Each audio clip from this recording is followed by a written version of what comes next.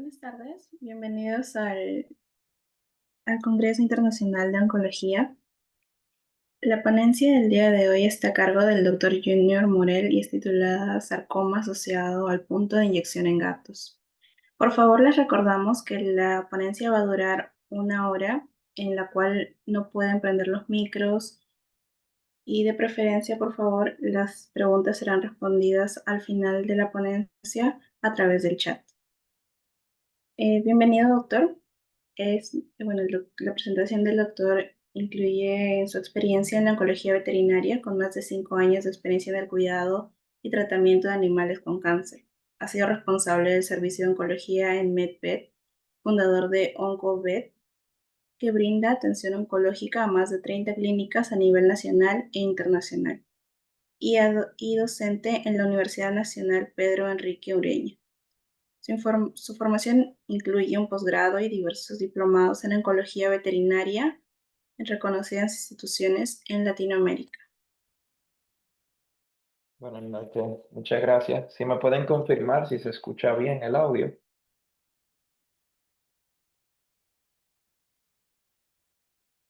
¿Sí se escucha, doctor? Bien. Y me confirman si ya se ve la presentación en la pantalla.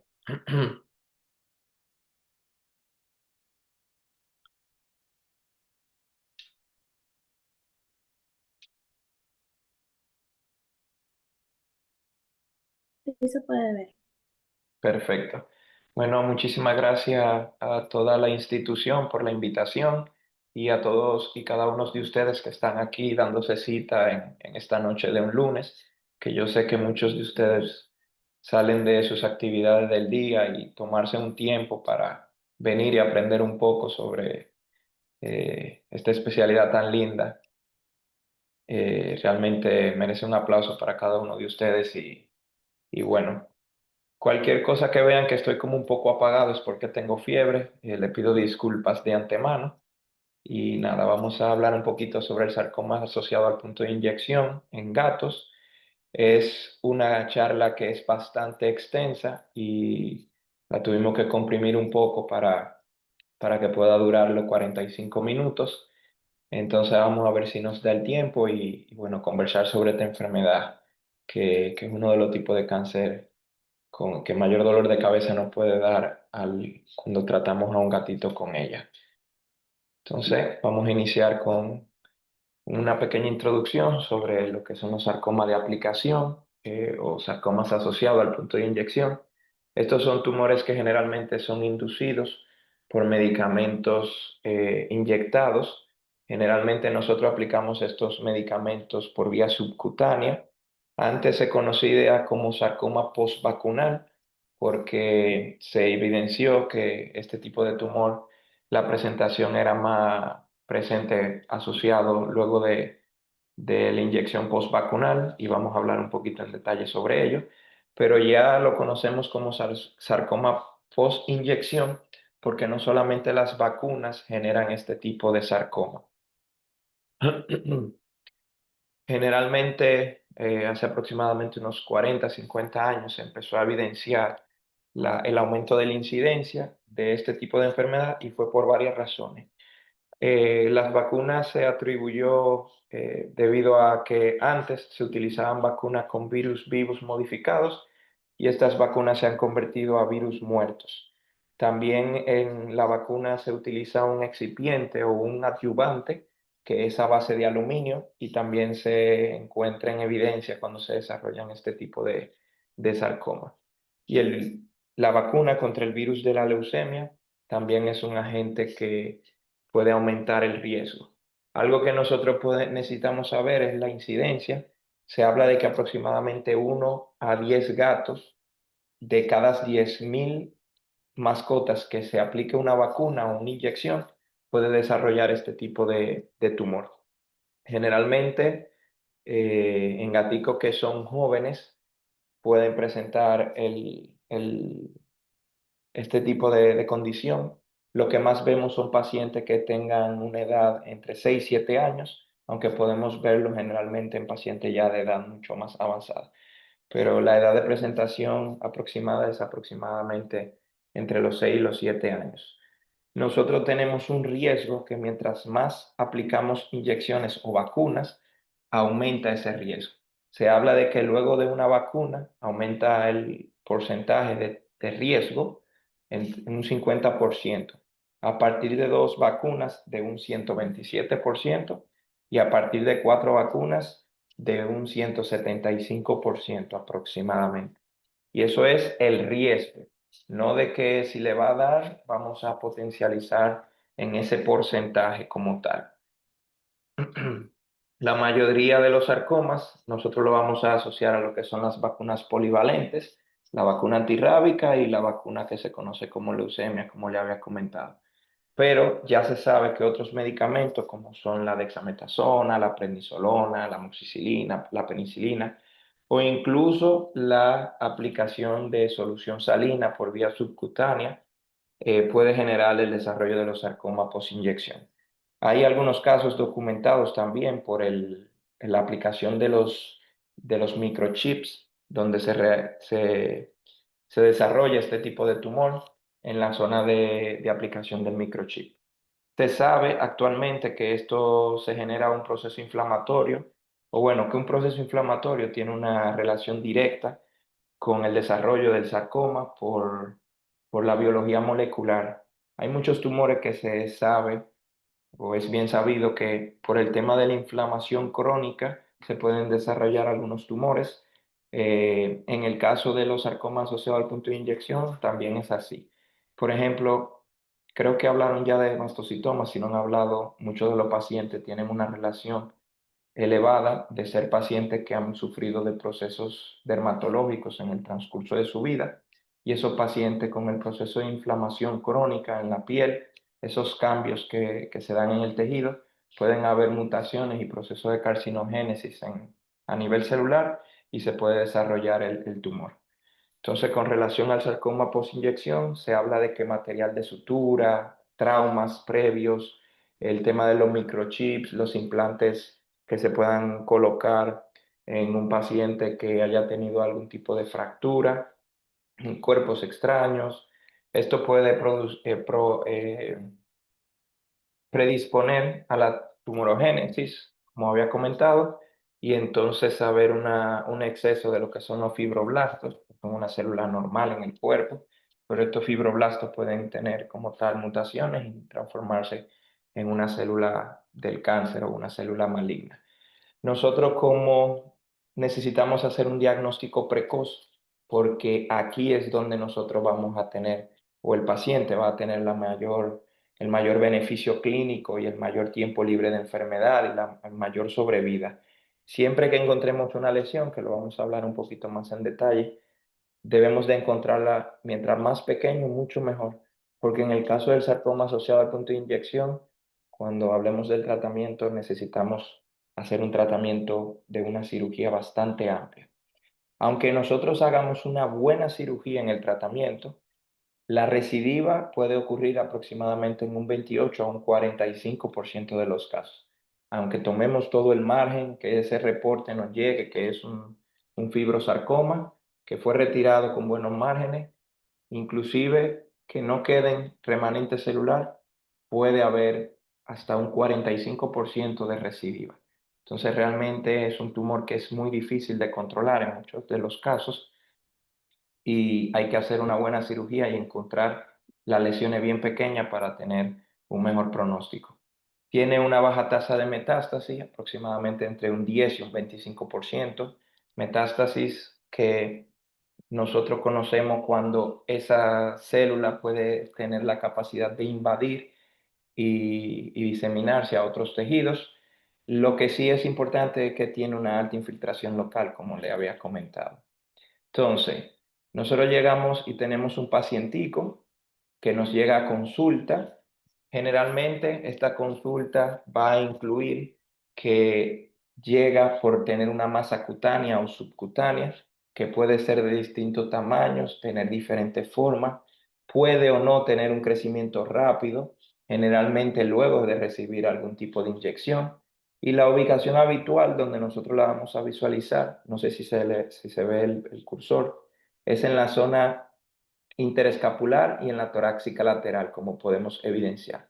Casi todos los lugares donde nosotros anteriormente vacunábamos a los animales o inyectábamos a los animales, que generalmente en el área del lomo o en el lateral del lomo. Nosotros aplicábamos la inyección y aquí es donde se pueden desarrollar este tipo de tumor. Los signos clínicos como tal va a depender de la ubicación y el sitio anatómico donde se desarrolle la lesión. Generalmente son pacientes que son asintomáticos hasta que ya tienen una masa muy evidente o que se ulcera, se sangra o o se infecta, entonces ahí el tutor puede que lo lleve.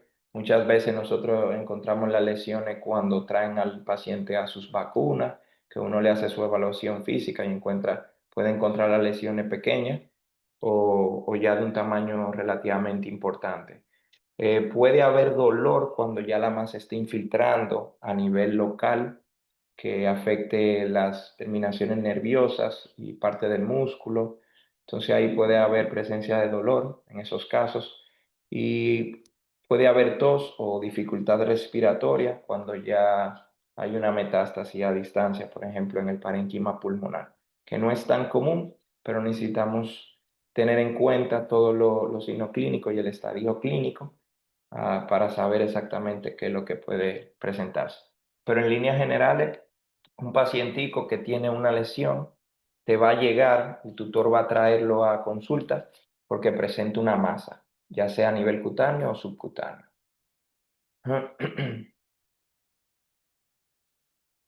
Entonces, nosotros tenemos varias formas de diagnosticar esta lesión o este tumor.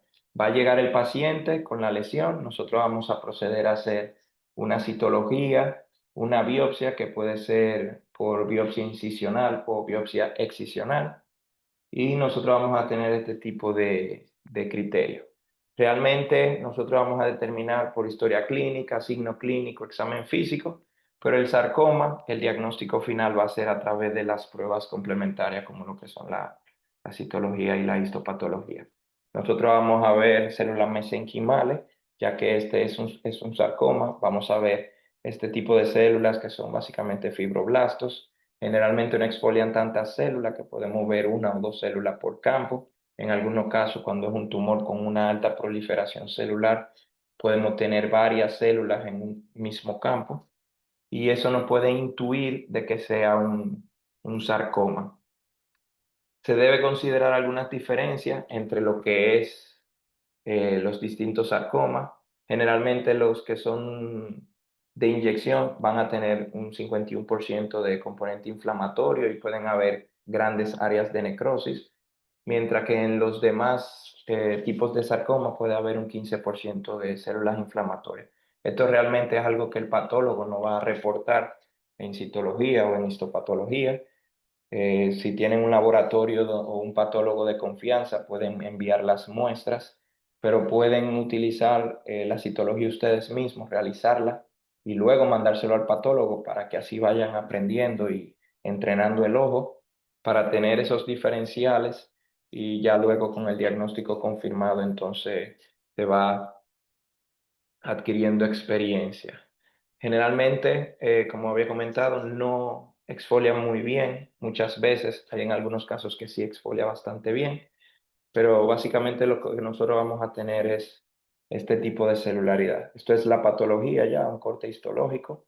Yo no soy patólogo, pero coloco la imagen para que nosotros tengamos una claridad de lo que generalmente se puede ver, que son básicamente un grupo de fibroblastos que pueden o no estar infiltrados en los vasos sanguíneos cuando hay una embolización de los vasos como tal de las células tumorales. Entonces, la citología y la histopatología es lo que al final nos va a confirmar el diagnóstico.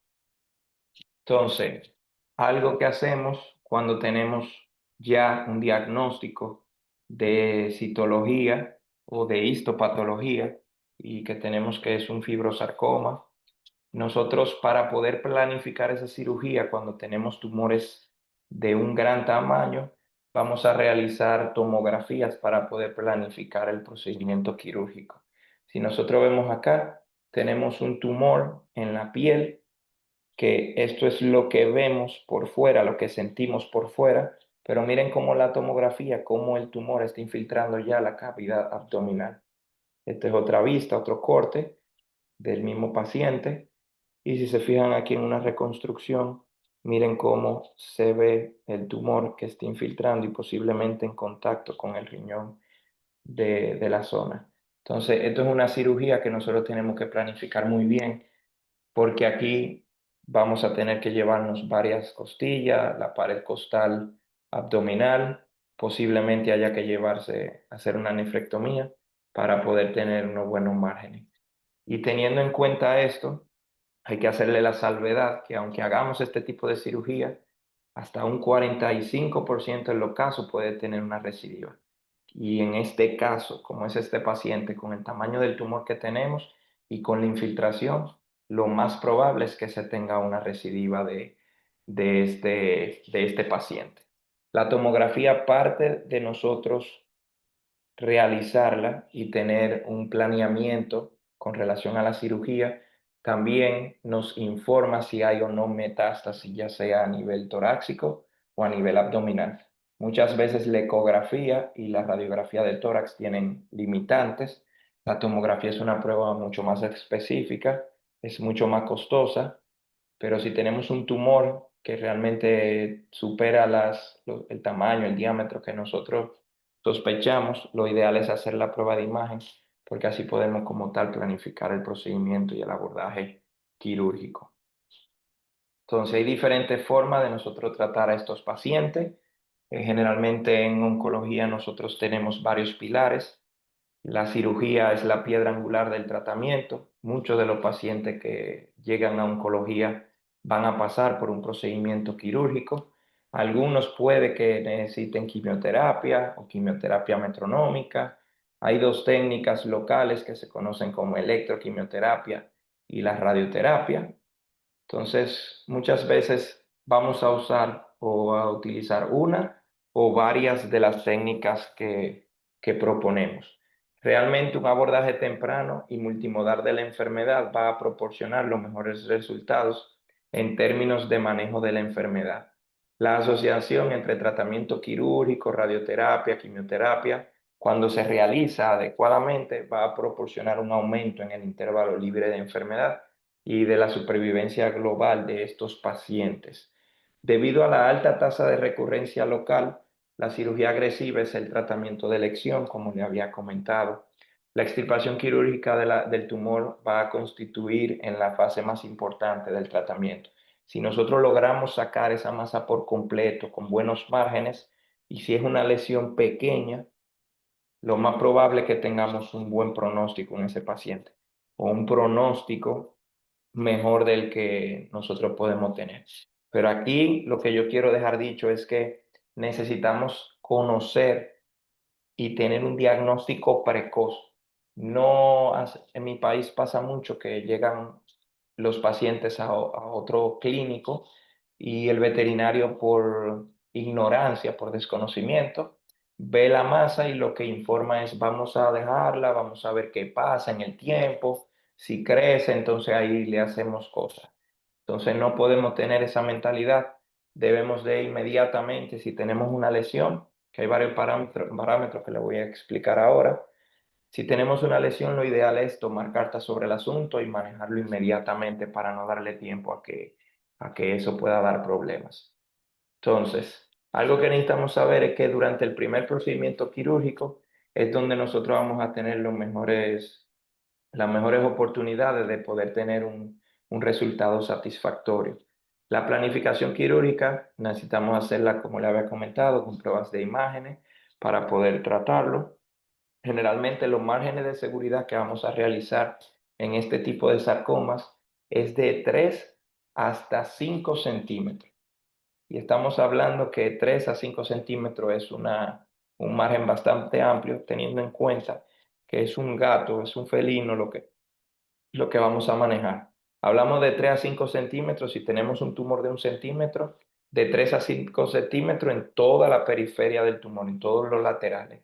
Y generalmente nos llevamos de 1 a 2 fascias en profundidad. Y dependiendo en dónde está en contacto el tumor, puede que necesitamos llevar todo el plano profundo. Por eso es que hablamos de que La cirugía es bastante agresiva y no es lo mismo hacer una cirugía de ese tipo tan agresiva en un paciente que tiene un tumor de 0,5, 1 centímetro, a un paciente que llega con masas de aproximadamente 3, 4, 5 centímetros. Entonces las cirugías son bastante importantes y necesitamos tratar de realizar eh, el mayor y mejor abordaje posible en la primera cirugía. Mientras más cirugía, más intervenciones recibe ese paciente, menores son los chances de nosotros poder tener una enfermedad controlada al mediano y largo plazo. Generalmente las sobrevidas, aunque hagamos un buen trabajo, se habla de que si tenemos una cirugía que se hizo bien segura, que no quedaron ningún tipo de márgenes, puede tener aproximadamente entre 9 meses a 16 meses.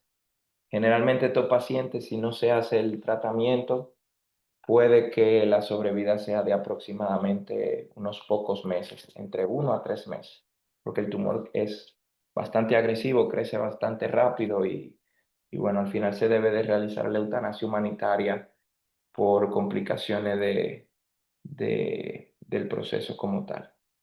Entonces, dentro del tratamiento tenemos lo que es la quimioterapia. Hay pacientes que se van a beneficiar de la quimioterapia. Nosotros la vamos a realizar para poder controlar la enfermedad microscópica de ese tumor, así como en los casos de tumores recurrentes, cuando tenemos una recidiva, que sean irresecables, que no sean operables. Como terapia paliativa podemos realizar quimioterapia para intentar tener un control local en el tiempo de esa lesión. Cuando tenemos, eh, cuando tenemos un tumor, hay diferentes protocolos, creo que han visto ya muchos de los medicamentos que se manejan. Generalmente en el caso del sarcoma asociado al punto de inyección, luego de que nosotros hacemos una terapia local con cirugía combinada con electroquimioterapia o radioterapia, realizamos terapia adyuvante porque aunque tengamos unos buenos márgenes, como este tumor es tan alto de tener recidivas locales y el porcentaje de presentar metástasis a distancia, aunque es relativamente bajo, te hace una quimioterapia adyuvante. Se pueden utilizar diferentes fármacos, lo que más utilizamos es la doxorubicina. Si ustedes leen o se dan cuenta, la doxorubicina es uno de los medicamentos que más se utiliza en casi todos los protocolos de quimioterapia para tratar un sinnúmero de tumores, ya en humana y en medicina veterinaria es el fármaco que más utilizamos. En el caso del gato, las dosis son distintas. Se utiliza 25 miligramos por metro cuadrado. Todo medicamento, casi todos los medicamentos de quimioterapia no se dan por kilogramo de peso, sino por metro cuadrado, por superficie corporal. Ese kilogramo que tiene el paciente, nosotros lo transformamos a superficie corporal y entonces esa es la dosis que se utiliza. La doxorubicina se utiliza de 14 a 21 días, aproximadamente en 4 dosis. La ciclofosfamida de 200 a 300 miligramos metro cuadrado. Generalmente yo no utilizo más de 250 miligramos, casi siempre me mantengo en este rango de dosis.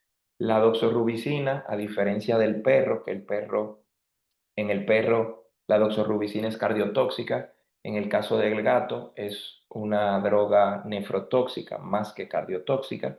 Y si tenemos pacientes que ya tienen una edad avanzada, es bien sabido que aproximadamente un 60-70% de los gatos que son de edad avanzada pueden desarrollar enfermedad renal crónica. Entonces tenemos que tener muy en cuenta la utilización de la doxorubicina en esos pacientes de edad avanzada. Quimioterapia metronómica la podemos utilizar diferentes fármacos como la ciclofosfamida, el clorambucilo, el meloxicam y el imatinib o el toceranib fosfato, que son medicamentos de uso como terapia dirigida. No se utilizan todos, se pueden utilizar combinaciones ciclofosfamida con meloxicam, clorambucilo con meloxicam, imatinib con meloxicam, no se utilizan todos. Se pueden utilizar estos tres, o ciclofosfamida, meloxicam y imatinib, con cambios en las dosis y evaluación, porque mientras mayores fármacos utilizamos, mayores son los efectos secundarios que podemos ver en el paciente. Bien, entonces, nosotros tenemos no una forma de prevención, pero sí una forma de que nosotros podamos hacer una mejor cirugía cuando toque el sarcoma. Hay una regla que se conoce como regla de 3-2-1, que si nosotros tenemos un gato que llega con un tumor que persista más de 3 meses luego de una inyección, que crezca más de 2 centímetros o mida más de 2 centímetros y aumente de tamaño un mes luego de la inyección, que se conoce regla de 3-2-1, masa que persiste más de 3 meses luego de la inyección, masa que tenga más de 2 centímetros y masa que crezca más de un mes luego de la inyección. Eso se conoce como regla 3-2-1. Si tenemos esos criterios, es muy probable que se trate de un sarcoma o un fibrosarcoma. Entonces, estas son las recomendaciones que realiza los grupos de asociaciones y bueno, las guías de vacunación en felinos, que necesitamos colocar las vacunas en las zonas donde se ve verde. Realmente yo tengo uno que otro, aquí esto es muy difícil de realizar una aplicación de vacuna en un gato, en la base de la cola. ¿Por qué recomiendan realizar cualquier inyección en estas zonas? Porque si el paciente desarrolla este tipo de tumor, nosotros podemos hacer una cirugía, como yo le había explicado, de los márgenes que tienen que ser entre 3 y 5 centímetros. Es mucho más fácil realizar una amputación del miembro y así podemos, en muchos casos, curar al paciente. Entonces, si tenemos una mascota que llega y le vamos a inyectar, no inyecten en esta zona, no inyecten en esta zona, no inyecten en esta zona, no inyecten en esta zona. Vamos a seguir las guías, hacer buena medicina. Esto es una forma no de prevención, pero sí de que si nos toca un caso, aunque la tasa de incidencia es baja, nosotros no quisiéramos que sea nuestro gato que le suceda este tipo de sarcoma. Porque hacer una cirugía con las características antes mencionadas en la zona donde no podemos hacer una cirugía tan agresiva, es bien complicado de poder controlar la enfermedad al mediano y largo plazo. Mientras que si desarrolla un tumor en esta zona y le amputamos el miembro, entonces aquí es más probable de que el gatico pueda tener una buena chance de sobrevida. Entonces nosotros tenemos, esto es sacado de un libro que lo puedo compartir si así lo desean, de una normotecnia que nosotros podemos realizar cuando tenemos un paciente con el sarcoma o la sospecha del sarcoma. Entonces, nosotros tenemos que si tenemos un nódulo local en el sitio de aplicación, nosotros vamos a contemplar lo que es la regla del 3-2-1. Si cumple los criterios, si no cumple, perdón, los criterios, podemos esperar o hacer la citología inmediatamente. Si cumple los criterios de la regla 3-2-1, entonces le hacemos una citología. Si no tenemos un diagnóstico citológico, podemos realizar una biopsia incisional. Si tenemos un diagnóstico citológico y hablamos de que es un sarcoma, nosotros vamos a proceder a hacerle la prueba de estadificación, su radiografía de tórax o realizar una tomografía del tórax y de la lesión para poder realizar un planeamiento quirúrgico y para poder descartar que no haya metástasis en los pulmones. Bien, entonces tenemos la radiografía, tenemos la tomografía. Si el tumor no es resecable, vamos a ir directamente a tratamientos paliativos, que podemos combinar quimioterapia con radioterapia. Si los márgenes no son los ideales, pero en este caso no estamos haciendo una cirugía, nosotros realmente lo que hacemos es terapia paliativa, ya sea con electroquimioterapia, radioterapia y quimio, dependiendo de lo que tengamos disponible en cada país. Por ejemplo, aquí en mi país, que es República Dominicana, nosotros no tenemos la técnica de radioterapia disponible. Entonces, si logramos resecar, perdón, si el tumor es resecable, nosotros podemos hacer dos cosas. Si logramos sacarlo con una excisión con buenos márgenes de 3 a 5 centímetros, nosotros vamos a asociar luego de la cirugía con quimioterapia y asociada o no a radioterapia o electroquimioterapia, si es lo que tenemos disponible. Si logramos hacer una citorreducción, que fue que los márgenes no fueron suficientes, nosotros necesitamos entonces hacer todo esto, ampliar los márgenes y luego entonces asociar a quimioterapia y radioterapia. Si los márgenes en la biopsia nos confirma que fueron libres, nosotros es posible que no necesitemos hacer quimio o radioterapia. Pero en mi experiencia, aunque yo tenga márgenes libres, yo trato de siempre asociar a quimioterapia y en mi caso lo que es la electroquimioterapia. Porque este tumor, en mi experiencia personal, yo no he tenido un control de que el tumor no crezca en el tiempo. Siempre tengo una recidiva y realmente hacemos muy buena cirugía, combinamos con electroquimioterapia. Los pacientes que he hecho, que hemos trabajado, donde no nos quedamos solamente con la cirugía y no hacemos nada, hay pacientes que a los 6 meses, 9 meses vuelve a tener una recidiva en el sitio de la cicatriz, con cirugías bien agresivas y donde nos reportan que no hay embolización de los vasos linfáticos, ni infiltración de esos vasos sanguíneos, de que hayan células tumorales viajando, con un índice mitótico relativamente bajo, con sarcomas de bajo grado. Realmente tenemos recidiva con una alta tasa de porcentaje. Entonces, en mi caso personal, a estos tumores, cuando nosotros lo diagnosticamos, yo realizo toda la artillería que tenemos, que es cirugía agresiva, electroquimioterapia en el lecho quirúrgico y luego asociamos a quimioterapia. Bien, entonces vamos a ver unos casitos clínicos para compartir un poco la experiencia de lo que nosotros estamos realizando.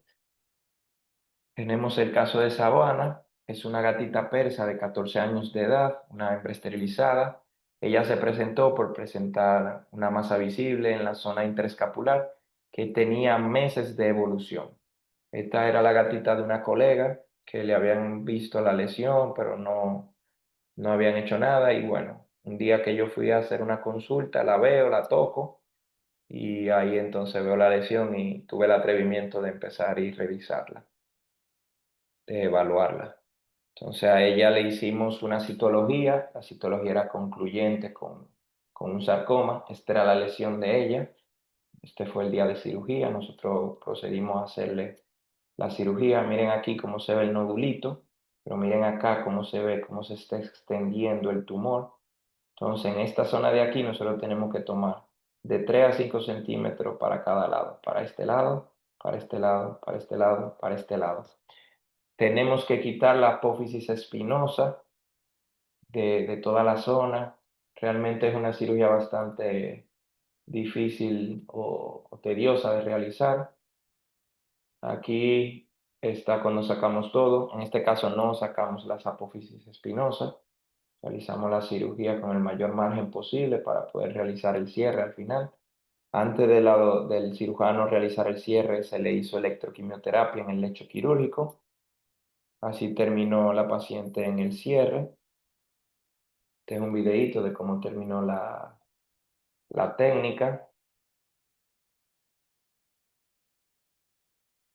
Y esta pacientica lamentablemente tuvo complicaciones postquirúrgicas y aproximadamente al mes y medio se tuvo que aplicar la eutanasia humanitaria por complicaciones de comorbilidades. Que no tuvimos un muy buen caso, pero me gusta enseñarlo porque si el tumor fuera mucho más pequeño, tal vez la cirugía hubiese sido menos cruenta en ese sentido y si hubiese sido en uno de los miembros, con amputar la pata era mucho más fácil, porque aquí realmente es una lesión en una ubicación donde es de muy difícil acceso para poder retirar completo el tumor.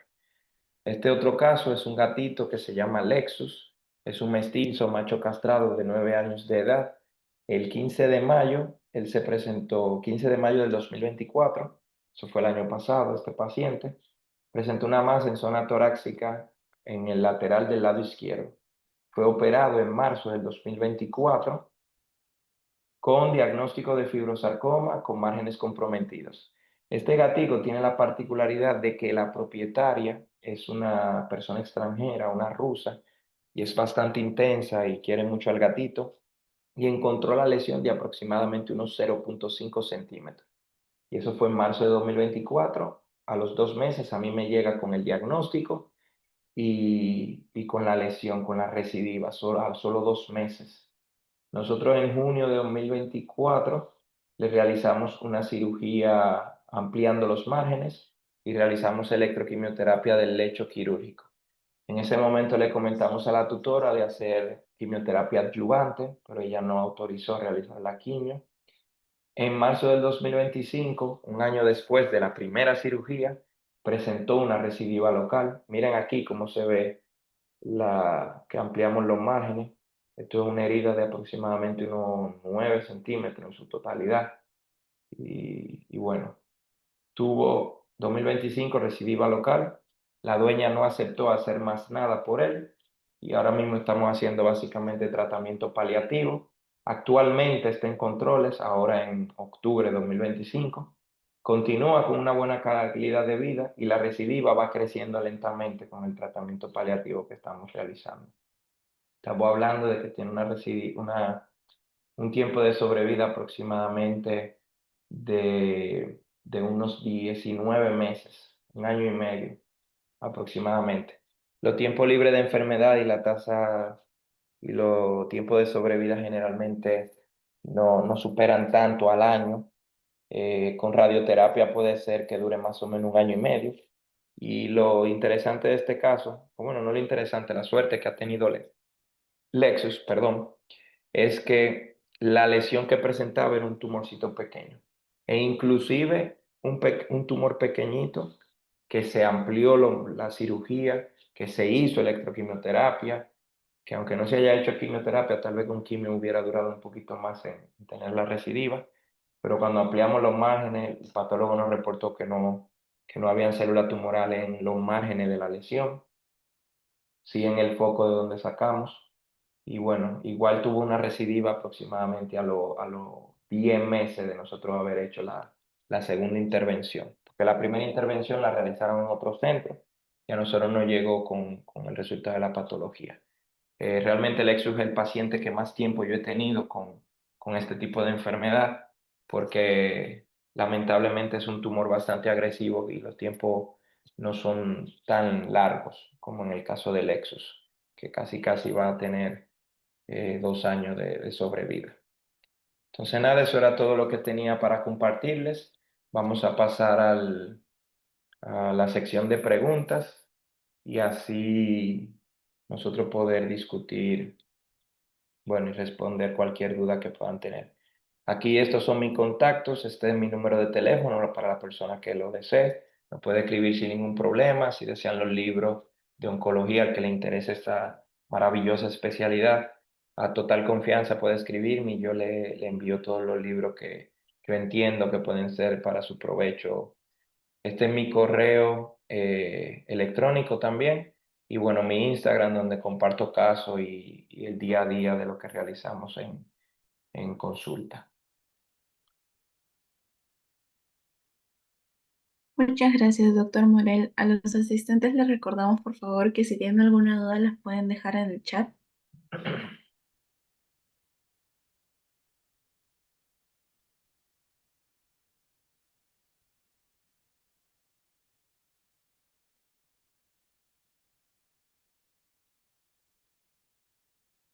Doctora, hay una pregunta que dice si es correcto, o bueno, si no es correcto administrarle muchas inyecciones en un solo día a los pacientes.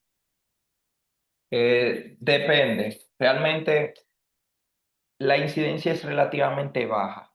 Lo que yo sí recomiendo, porque tenemos que vacunar y tenemos que aplicar inyecciones en muchos de los casos, en pacientes que tenemos internos ingresados en la clínica, lo ideal es aplicar los medicamentos en los sitios donde recomiendan las asociaciones, que básicamente en zona distal de los miembros y en la colita. Eso sería lo ideal.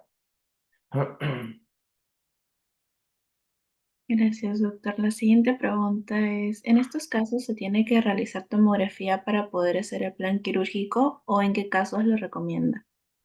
Mira, realmente lo ideal, en un mundo ideal, lamentablemente nosotros vivimos en Latinoamérica y el tema de los costos muchas veces el tutor no puede solventar esos costos. Si es un tumor que es muy grande y yo tengo la certeza o la sospecha de que hay una infiltración local que no tengo forma de visualizarlo por ecografía ni por radiografía, lo ideal sí o sí es poder realizar la tomografía para poder hacer ese planeamiento quirúrgico. Porque hay algunas veces que nosotros tenemos una lesión y nosotros podemos tocar y ver, sentir hasta dónde llega. Pero hay algunos otros casos donde no podemos llegar a ver hasta dónde está la infiltración. Aparte de eso, nos confirma, porque la radiografía tiene la limitante, por ejemplo, en pulmón.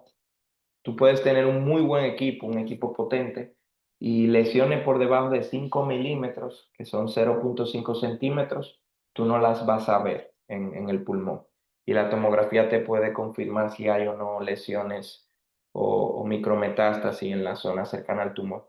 Y así uno pueda planificar la cirugía y hacer una estadificación con muchísimo más certeza. Porque si yo tengo un paciente que tiene micrometástasis, que son lesiones por debajo de 5 milímetros, ¿para qué voy a someterlo a un proceso amplio quirúrgico si realmente ya la enfermedad se ha diseminado en el cuerpo? Entonces, no sé, no considero ahí realizar, someter a ese estrés, a ese gasto a la familia y, bueno, darle un tratamiento paliativo en esos casos.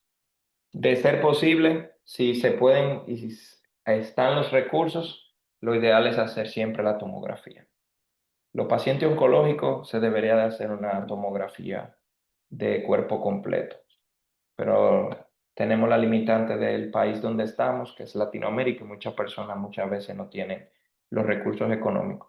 Pero lo ideal es que hagamos tomografía a todo paciente oncológico, desde la punta de la nariz hasta la punta de la cola. Que hay otras enfermedades donde podemos tener metástasis en subcutáneo, por ejemplo, en tejido subcutáneo.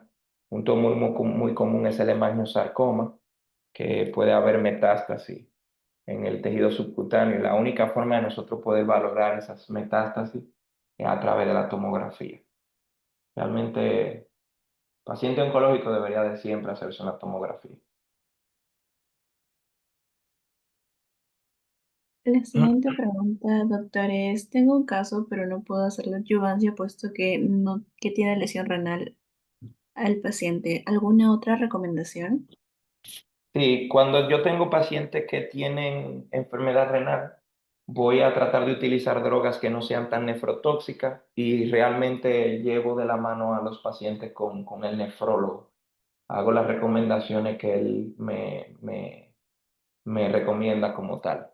No utilizar medicamentos que sean tan nefrotóxicos, realizar una fluidoterapia idealmente horas antes del tratamiento, administrar el fármaco y horas después seguir la fluidoterapia. Lo ideal sería por lo menos una 24 o 48 horas seguir con la fluidoterapia. Y la dosis del fármaco se reduce entre un 20 a un 30% de la dosis. Y bueno, evitar el medicamento si es nefrotóxico. En el caso de la doxorubicina, no usaríamos la doxorubicina, cambiaríamos la estrategia, ya sea, podría ser una terapia metronómica, y bueno, y si la enfermedad renal es muy aguda, muy severa, o un estadio muy avanzado, yo prefiero no tratar a ese paciente, porque el tumor puede durar unos meses en dar un problema y la enfermedad renal, si el paciente es crónico y se agudiza, cuando son pacientes ya muy viejitos, es un poquito más difícil de sacarlo del cuadro clínico. Entonces yo soy muy conservador con relación. En la clase pasada la doctora comentó de que tratamos pacientes, no enfermedad, y al final nosotros tenemos que priorizar en pro de la salud de nuestro paciente. Y si tienen comorbilidades y realmente yo dar un tratamiento va a hacer más daño que beneficio, yo prefiero no darle tratamiento, hablar con los tutores y que le demos la mayor calidad de vida posible el tiempo que nos quede con ese pacientito, con ese miembro de la familia. A continuación tenemos, ¿existe la posibilidad de realizar las vacunas en los flancos y que al ser una zona elástica sea más fácil la extracción del sarcoma? De poder hacerlo se puede, pero no se debe. Lo que pasa en los flancos es, aunque el tumor no esté adherido en la pared, nosotros si tenemos, imagínense, tenemos un paciente, déjame ver si se ve la cámara, tenemos un paciente que tiene un tumor acá, no está adherido, nosotros podemos manipularlo, pero en esa zona lo correcto, aparte de hacer de 3 a 5 centímetros en los laterales, es llevarnos de 1 a 2 planos en profundidad. Y muchas veces hay que llevarse costillas y en algunos casos también la pared costal como tal. Entonces, es una cirugía mucho más agresiva que realizar una amputación. Doctor, ¿hay alguna vacuna en gatos en particular que tenga una mayor probabilidad de generar sarcoma post-inyección? Sí, está más asociada básicamente a las tres vacunas, la polivalente, que es la de rinotraqueitis, panleucopenia y calicivirus, la de la rabia y la de leucemia. Las tres realmente pueden ocasionar con relación a vacunas. Pero recuerden que traumas, cuerpos extraños, mordidas por otra mascota, el uso de microchip y otros fármacos pueden generar perdón, la aparición del sarcoma post-inyección. Por eso ya no se conoce como post-vacunal, porque no solamente la vacuna generan este tipo de tumor. La siguiente pregunta es en caso de recidiva. ¿Cuánto tiempo se toma en reaparecer el sarcoma y cuál sería el mejor tratamiento? Bueno, el tiempo puede ser muy variado. Por ejemplo, en el caso del Lexus, él duró aproximadamente 10 meses en tener una recidiva, pero eso puede suceder a los 4 meses, a los 6 meses, al mes de luego de la cirugía o durante la cicatrización tener una recidiva. Es muy difícil determinar cuándo puede reaparecer el tumor. Eh, pero generalmente yo le diría aproximadamente si fue todo realizado, que cirugía, radioterapia o electroquimio, con quimioterapia, aproximadamente unos 10 meses puede salir la recidiva. Si tenemos una recidiva, es básicamente hacer todo el planteamiento y posiblemente hacer cambios en la estrategia, por ejemplo, con el tema de la quimioterapia. Y si es posible, porque ahí ahora mismo se está manejando el tema de la terapia dirigida, que a eso es que está yendo la medicina. Si nosotros tenemos un fibrosarcoma, hay marcadores que pueden expresar ese fibrosarcoma. Entonces nosotros podemos determinar exactamente cuáles son esos marcadores, esas proteínas que produce ese tumor. Y nosotros tenemos fármacos para tratar de inhibir esos puntos de proliferación. Y bueno, eso se conoce como terapia dirigida, que eso podría ser en un futuro una opción. Hay algunos casos donde realizamos ese test, que es como inmunistoquímica básicamente, con unos anticuerpos específicos. Se hace en cáncer de mama, lo hacemos en los mastocitomas, en los sarcomas, en los tumores neuroendocrinos, no solamente para determinar el origen, sino también para poder conocer cuáles son esos marcadores moleculares que genera ese tumor. Y bueno, ahí podemos armar una estrategia con medicamentos que bloquean esos puntos de señalización. Eso sería algo que podemos hacer, manejar, cambiar el medicamento. Realmente los pacientes, porque yo aquí en República Dominicana lo que hago es cirugía y combino electroquimioterapia y luego entonces hacemos quimioterapia. Pero los pacientes, por ejemplo, si ustedes tienen acceso a radioterapia, la radioterapia luego de la cirugía aumenta bastante el tiempo libre de enfermedad. Y bueno, si yo tuviera radioterapia, lo que haría sería radioterapia. Irradiar todo el tejido y luego hacer quimioterapia o hacer combinaciones. Es muy variado. Va a depender cómo sea la recidiva, en qué tiempo llega. Realmente es una pregunta que tiene muchas respuestas, pero espero haber podido orientar un poco, Karina, tu pregunta.